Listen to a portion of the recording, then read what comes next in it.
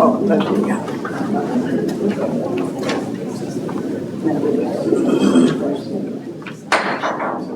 Good evening, good evening, ladies and gentlemen. Welcome to the special joint meeting of the sales tax revenue bond of the Economic Development Corporation and Universal City Council. It's Tuesday, May 21st, 2024, and it's 5:30 p.m. And I'm going to call for the quorum check and turn it over to you, Mr. Crowe. Quorum check, please. All right. Mr. Crowe? Present. Mr. Dack? Present. Mr. Neville? Mr. Hinojosa? Present.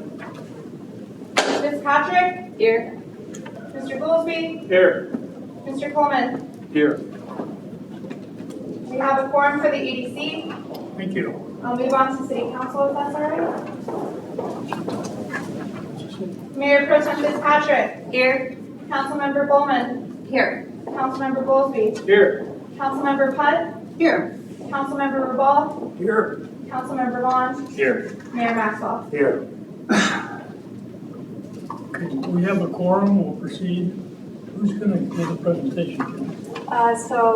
First, next, we have any citizens that signed up to be heard, Maribel? Nobody signed up. Thank you.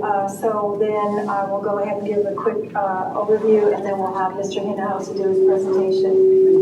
A little bit of a historic evening because we haven't done a joint City Council EDC meeting since we did the Pat Booker Road Improvement Program sometime between 2000 and 2003. So a very special night for Universal City. As you know, the Economic Development Corporation has been working on plans for improvement at the signalized intersection on Kitty Hawk Road, which some people refer to as the Walmart entrance, and improvements along Kitty Hawk Road itself.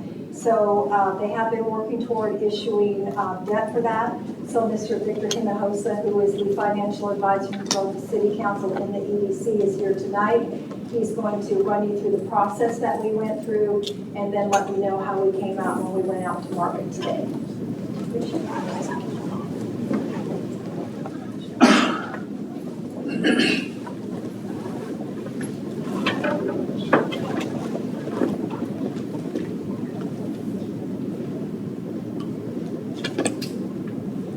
Sorry about that.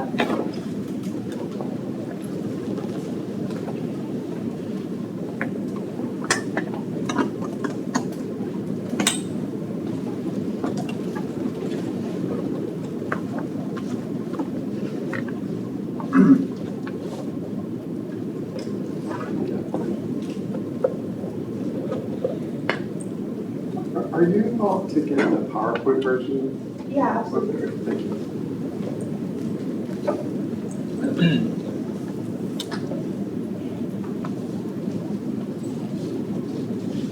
Thank you very much. I appreciate it.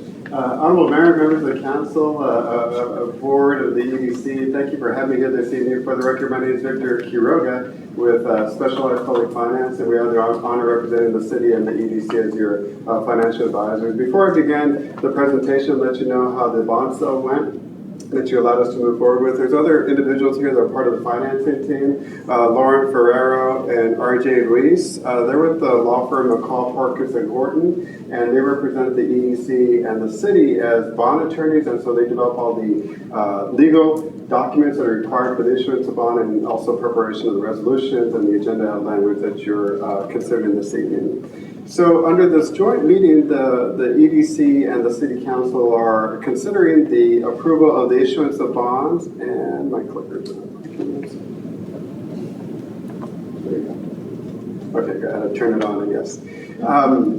So just a brief overview of the plan of finance. Last time I was here was visiting with the EDC, and at that time we prepared and presented to them what we call a financing plan. Essentially, this is us saying how much the EDC wants to borrow and a timeline and how we're going to get those funds delivered to the EDC and the city so you can progress and move forward with your project. And so the plan back then called for us to fund $5.3 million into EDC's project fund to take care of the projects Ms. Turner just briefly walked you through. That also called for us to be here today, May 21st, and provide you the interest rate that we're able to lock in on behalf of the EDC for this financing. Based off of the joint meeting today and the action that you're taking, that'll allow Lauren and her team to take all the documents and present them over to the Texas Attorney General's office so that we could deliver those bond proceeds to your project account on June 18th. No further meeting is required after today's potential action. So these are just the various steps that the EDC and the city has taken. When the EDC issues bonds, there's various resolutions and public hearings that have to be held and published, and all the steps required under state law for the issuance of sales tax revenue bonds by the EDC have been taken. Today, what's not checked off yet is your approval on the final sale of the bonds and then the closing on June 18th. So before I get into the results, I just want to give you a primer because sales tax revenue bonds aren't, they're a little bit more nuanced than our traditional bonds whenever we saw like GO bonds that are voted by the taxpayers. Here for the sales tax revenue bonds, the only repayment source or revenue source to repay the bond investors is going to be the EDC sales tax collection. So we're not using any property taxes, we're not using any utility system revenues to repay this debt. This is solely going to be repaid by the EDC's sales tax allocation only. And so there's a couple of things to keep in mind because this is only going to be paid by sales tax revenue bonds. There's a couple of requirements and what we call bond covenants that we have to maintain not only with the new bond investors but also the existing bond investors that the EDC has for its outstanding debt. The main factor is that we promise that we're going to maintain a minimum debt service coverage, a multiple or a factor. Basically what this means is that we can't borrow more than what we're projected to bring in for the EDC's sales tax revenues. And so they want to make sure that our revenues are going to be in excess of our planned annual debt service payments, not only for this bond issue, but also for your existing bond issue. So that's a minimum required there to sell. We can't issue additional bonds unless we meet that test. Today, with the information I'm bringing to you, we're well above that test, even with the issuance of the $5.3 million in bonds. The other big factor is the debt service reserve fund. Whenever you issue sales tax revenue bonds, one of the common requirements for bond investors out there is that they want you to have at least 1 year's worth of principal and interest payments set aside in cash in a reserve fund. This is something that the city, the EDC specifically, is already doing. For currently, you have in your debt service reserve fund $364,000, and that's for the two existing bond issues that the EDC already has in place. That reserve fund has to be there. Basically, it's just used for that last year's payment of bonds. So basically, you're tying up this cash, you can't access it, you can't use it, and it's just sitting there. For this particular bond issue that we're considering today, the additional reserve fund requirement that the EDC is necessitating is an additional $487,000 that we would have to set aside in cash. So for the combined debt service reserve fund that the EDC has to have for the two existing bond issuances and then this proposed new bond issuance is $852,000 rounding up. But I put an asterisk in there because we created a solution specifically for this bond issuance that we'll walk you through moving forward. So whenever we issue bonds, and in this case we use the open market negotiated sale method, we engage Standard & Poor's to rate specifically the EDC, because the EDC is the ones that's issuing the bonds and their revenue is the one that's going to be used to repay this debt.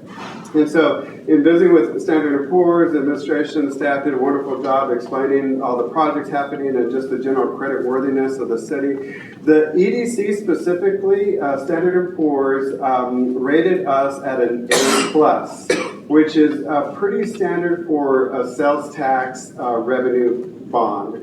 And so that's what we were anticipating to be in that single A category. As reference, and it's not listed here, the city's GO debt and your utility system debt are rated at the AA+, so it's just one notch below the best rating you could get. For us, because it's sales tax and there's more volatility involved with that type of revenue, they rated us at an A+ as our what we call our underlying rating. That's the EDC's true credit rating. One option, if you're rated in that category, is as you're proceeding with the issuance of bonds, the EDC applied for what we call bond insurance.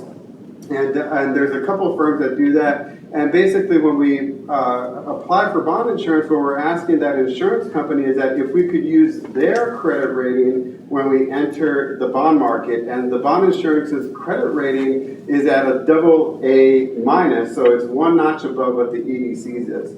So basically, the higher the credit rating you have, the lower the interest rate we'll be able to get on our financing. So before we made that purchase, we did a cost-benefit analysis, and we'll show you why it was worth purchasing bond insurance. So we'll detail the cost and what the benefit was to that. But they continue to cite that it's a very strong, stable tax base here in the city. Our participation in San Antonio MSA, we have a strong debt service coverage, even with the issuance of this debt.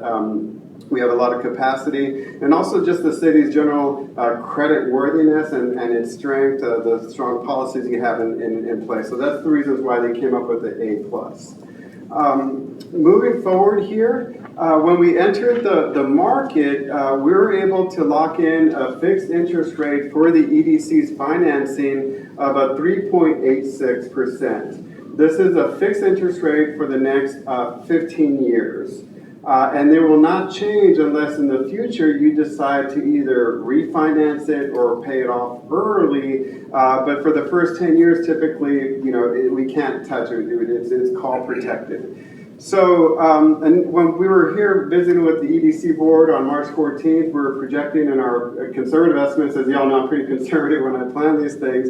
We're budgeting a 5% interest rate. And so fortunately, we're below that budget. The difference between those two interest rates is about $693,000. I'm not taking advantage of that because I was purposely conservative on purpose on the estimates. But fortunately, we're below what we told the EDC in terms of our interest rate budget.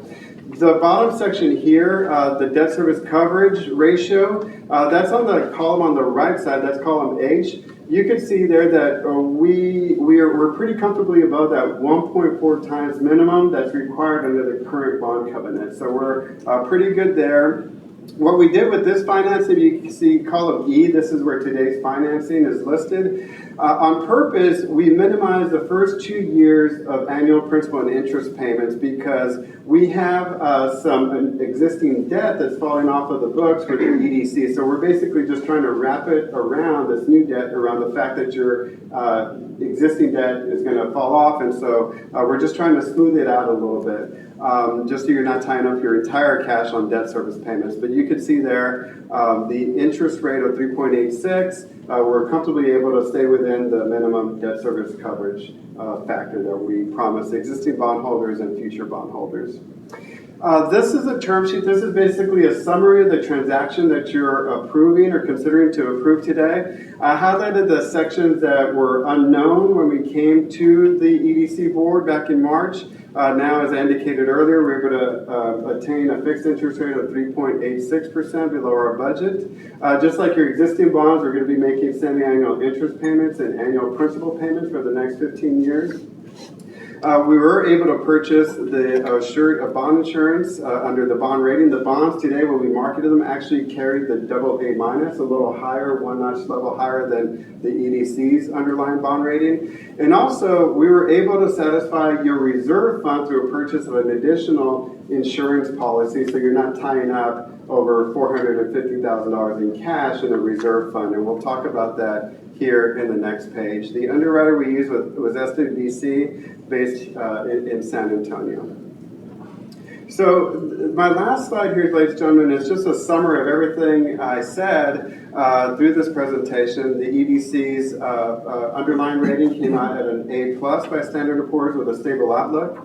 We locked in a fixed interest rate of 3.86 below budget. The bond insurance that I told you about, so that we could use the bond insurance's credit rating at a higher rating, that cost came in, it's a one-time cost, and it's at closing, it's from the bond proceeds, was a little over $11,000. For $11,000, we bought that insurance policy. What that did, because we're able to sell the bonds with a higher credit rating, we're able to minimize your overall interest costs. And so that's the reason why we buy bond insurance. And so here, for the expense of $11,107, we're able to forego interest costs over the next 15 years of a little over $67,000. So in our view, that's a good investment. And with respect to the debt service reserve fund towards the bottom there, for this bond issuance, we would have had to come up with cash or just use some of your reserve and then held $487,000 in additional cash that you had to basically lock up for the next 14 to 15 years. So instead of doing that, we applied for it through the same insurance company. We were able to secure what we call a surety policy. Basically, this is an insurance policy where we pay one-time fee only at closing of $9,700, and that satisfied the bond investor's requirement for you to have that reserve fund. So basically what that means, we're not having to tie up $487,000 for the next 14, 15 years. You're free to utilize that cash to proceed to meet the goals of the EDC and just free up a little bit of cash. So that one was a really good investment that we like to see and we're very happy with. So the action you're taking today, all the terms that I've indicated to you in here in this presentation is reflected in the agenda item that you're considering. And based on your action today, we anticipate closing this transaction and providing to you $5.3 million into the EDC's project fund on June 18th. I know that was a mouthful, and I'll be happy to answer any questions you may have. Is there a penalty for early payment? So typically for the type of sale that we conducted through an open market, we would have to wait until September 9, 2033, about 9 years, in order to prepay those bonds. So the good news is that we still have other debt that you can eliminate if you wanted to, but under this type of sale, because we're going a little bit further than we've historically done here, we're going for a 15-year repayment term. The open market sale is what was more amenable to help you get the lowest interest rate possible. And in this open market scenario, the bond investors, the standard feature they expect is a 9 to 10 year call protection for them, and that allows us to get the lowest interest rate possible. There's other ways we could do to possibly set aside and pay these off early before that call date, but that's just a cost benefit analysis that we help the EDC and the city run. But basically, we have to wait until 2033 in order to pay off the bonds or refinance them without any type of penalty. Anybody else? Council? Thank you, sir. Just EDC arrests. You're what? Any pardon? Got a question up here from the. Hey, Jay. Dick, we have a question up here. Oh, okay. Speak. Thank you. So, Victor, I have a question. So this might be a bond counsel question that you can't answer, so sorry if it's... Good thing they're here. So Yeah, so if you want to answer it, but is there anything in the bond document that requires us to keep the EDC sales tax at a quarter of our 2%? Or if, as long as we meet the debt service coverage ratio, can we, if the voters decided to reduce the EDC sales tax in the future, is that a possibility, or is it now off the table for 15 years? You think that bond attorney's here? So generally, you're covenant to keep that sales tax at that rate for as long as the bonds are outstanding. If you wanted to pay them off early, then you could reduce that rate or increase that rate. Because you do have a 2% tax under state law that you're allowed to levy as it relates to your sales tax. Right, so the bond says something that you have to have 25% of your 2% EDC. Yeah, and all of your past documents have said the same thing. Okay, thank you.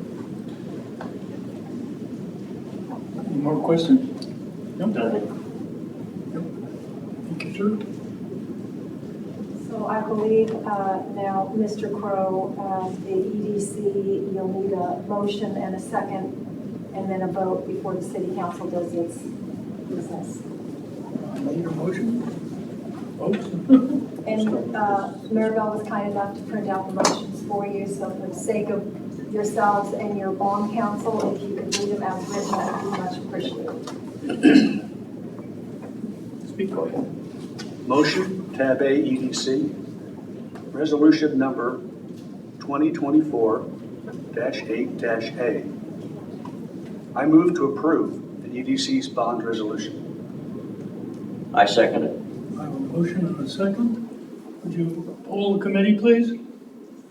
Mr. Coleman, Aye. Mr. Dagg, Aye. Mr. Hinojosa, Aye. Ms. Fitzpatrick, Aye. Mr. Goolsby, Aye. Mr. Crowe. Aye. Motion carries. It's all yours, sir. Thank you. Okay. Do I have a motion for resolution number 971A2024, resolution relating to the Universal City Economic Development Corporation Sales Tax Revenue Bond Series 2024, approving the bond resolution of the Universal City Economic Development Corporation, authorizing the issuance of such bonds and other matter in connection therewith. Do I have a motion? Mr. Mayor, I move to approve the resolution approving the EDC's bond issuance, resolution number 971-A-2024. Do we have a second? Second. Second from Councilmember Nutt and Councilmember Goolsby. Mr. Mayor, point of information, sir. With regard to the current resolution, there were no attachments that detailed the evidence before us for consideration in the agenda package that I got. And so basically, not having that attachment, the language includes approving other matters in connection held herein that refers to essentially the documents that I have not seen. So just pointed that, So he's talking about the information full that bond data were not resolution, all the data filled in. Thank you. So just to answer the question, at least from a financials perspective, so what occurs in a public sale is that typically when we enter the bond market, which is usually the morning of a council meeting or an EDC board meeting, we lock in the interest rate subject to the board and council approval that evening. And because they require a quick turnaround, and they can't hold the interest rate really for more than 24 hours just because the markets move pretty quickly. So because of that, it is very common for municipalities to have the bulk of the resolution in place, but what's been blanked are the interest rate that we lock in for municipalities and the remaining dollar amounts in there. And so that is typical for municipalities to have the resolution done in its almost majority or entirety, except for the fact that you won't know the interest rate when you have to post that agenda item to satisfy the Texas Open Meetings Act. And I'm not an attorney, so I'll let Lauren cover the rest because that's more of the legal, but that's very common for municipalities to not have the actual interest rate filled in because we have to wait till the morning of to lock it in and present that to you that evening. But Lauren, is there anything? No, what Victor said is exactly correct, because this is what's called a hard sale. We entered the market today and we received numbers about 1 p.m. or 2 p.m., so it's not enough time to meet the open meetings act requirements. and that's very appreciative, particularly since reviewing the documentations that I did have, essentially the interest rate went from 5% estimated to 3 point whatever it is percent now, saving the city millions, almost $1 million or a little bit more than $1 million in that rate. So that's fantastic. The documentation that I'm actually referring to that wasn't attached to the agenda item, to the agenda that I got, essentially were items that are subsentence I through I4. So essentially, I have no evidence as to what is being done with the money in my agenda package.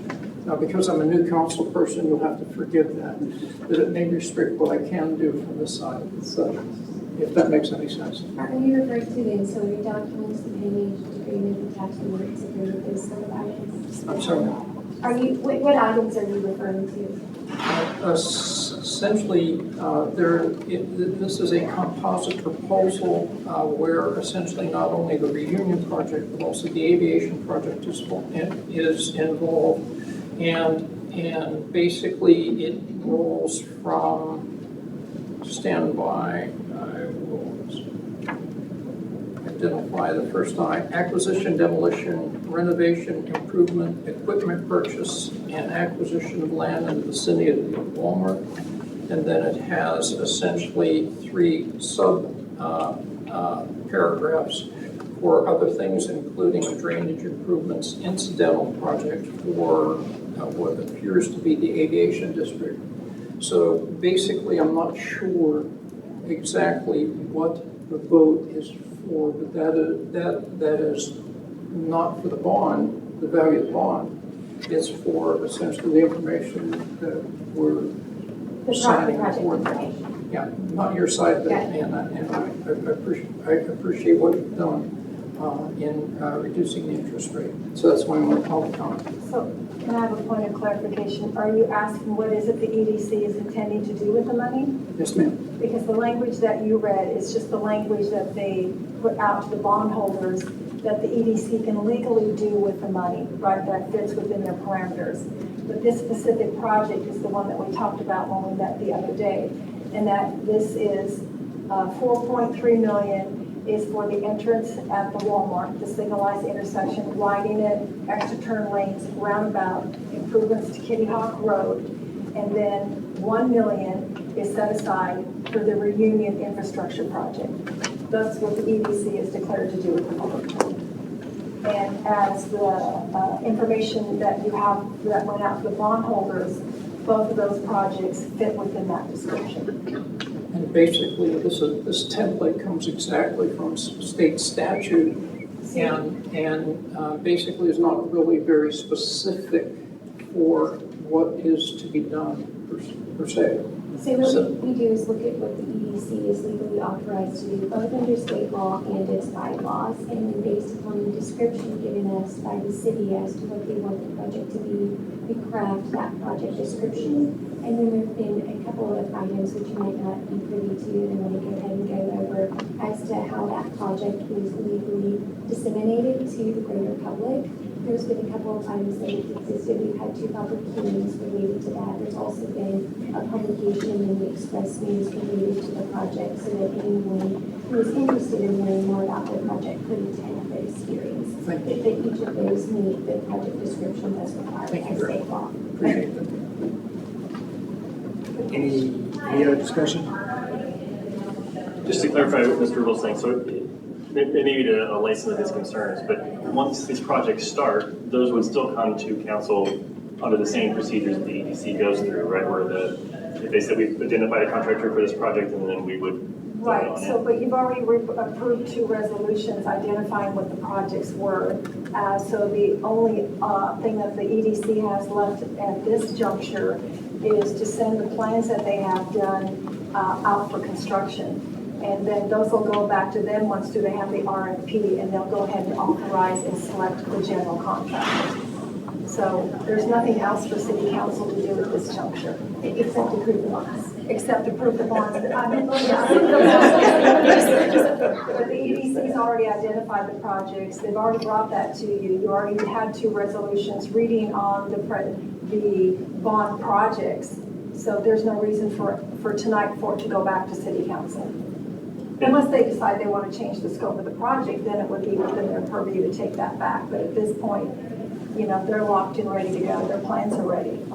So just to beat this dead horse, there is some language in the bond that could be used on the aviation district, right? But you haven't approved necessarily using them on the aviation district. Would that be a fair statement? Well, so again, those are all general terms indicating all the uses they could. Doesn't say that they can't, but at this point they have decided that they're not. So if a council and they decide to change wind and do something else with it, we would recommend that they take it back to city council. Any other discussion? But again, legally, it can be used in the aviation district or Loop 1604 or 1604 in Kitty Hawk, based on the general language written within the bond documents. Call for the vote. Councilmember Goolsby? Aye. Councilmember Putt? Aye. Mayor Pro Tem Fitzpatrick? Aye. Councilmember Bowman? Aye. Councilmember Reval? No. Councilmember Vaughn? No. Okay, it's 4-2. And do we have any other business? Before you close, just want to thank you all for the opportunity to continue to assist you, and congratulations on the successful sale. Thank you. Thank you. Thank you, sir. Mayor, you're going to adjourn the meeting? Meeting is now officially adjourned at 6:02 p.m. and we'll reconvene at 6:30 for the regular council meeting. Victor, I must say, every time 12 years I've been here,